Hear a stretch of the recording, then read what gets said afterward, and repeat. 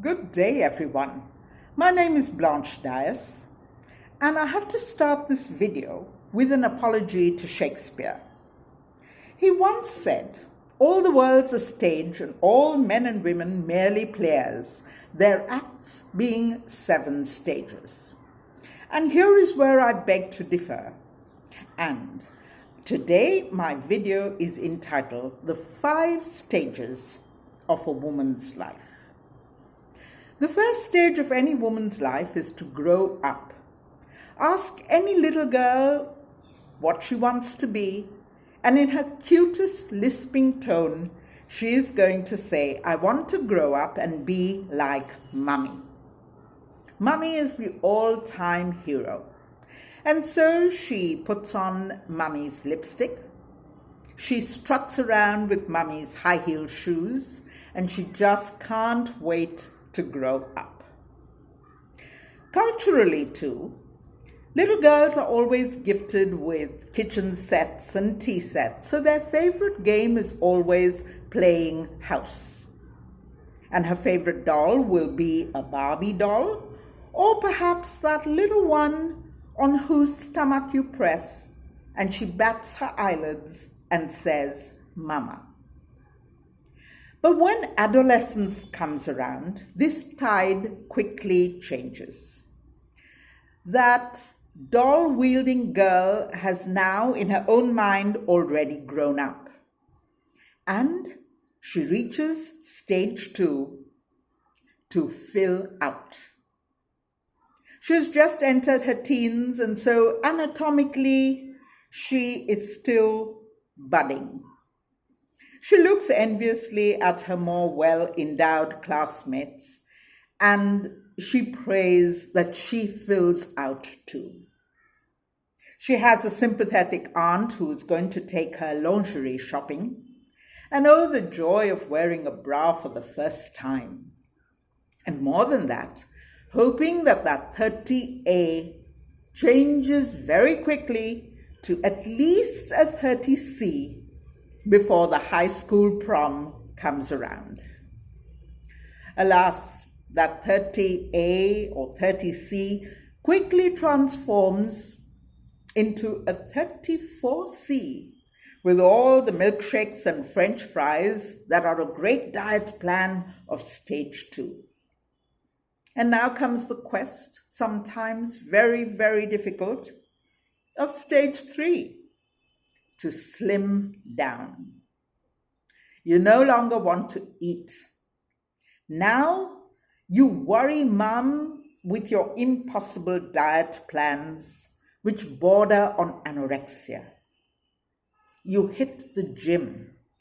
You use mom's lipstick and her blush now to contour your cheekbones, to get high cheekbones and slimmer cheeks. You buy clothes which are 1 or 2 sizes smaller and pray that Rujita Divekar and the Atkins diet do the trick. And sometimes you do. You can, even though your stomach rumbles incessantly, you can transform yourself. And you become a picture-perfect bride as you sashay down the aisle, or around the sacred fire, as the case may be. Stage 3, mission accomplished, over and out. And now, with marriage come responsibilities.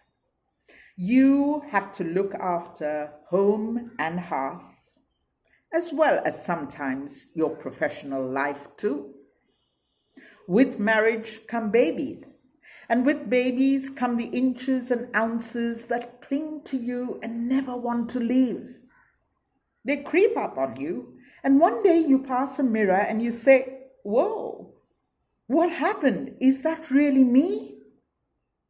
And then you start stage 4. Hold it in. This is the time when we learn as women to breathe. Because when we want to impress somebody, we now hold our tummies in for impossible amounts of time. And we wait to exhale.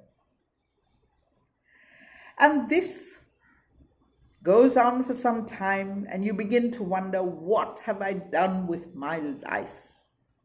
Look where I've reached. And suddenly you come across stage 5, the most liberating stage of all. To hell with it. We suddenly realize that it doesn't matter. If people don't like us, well, it's their loss. I'm no longer going to please others. I now am going to please me. I, me, and myself joyfully. It's not selfish. It's absolutely necessary. And as soon as we all realize this, we know that we have reached a beautiful part of our lives. We as women will always give unconditional love to our family and friends. That will never change. But we've got to realize that now we've got to give that unconditional love to the most important person in our own life, ourselves. Enjoy this stage. For as in the words of Coco Chanel, beauty begins the moment you choose to be yourself.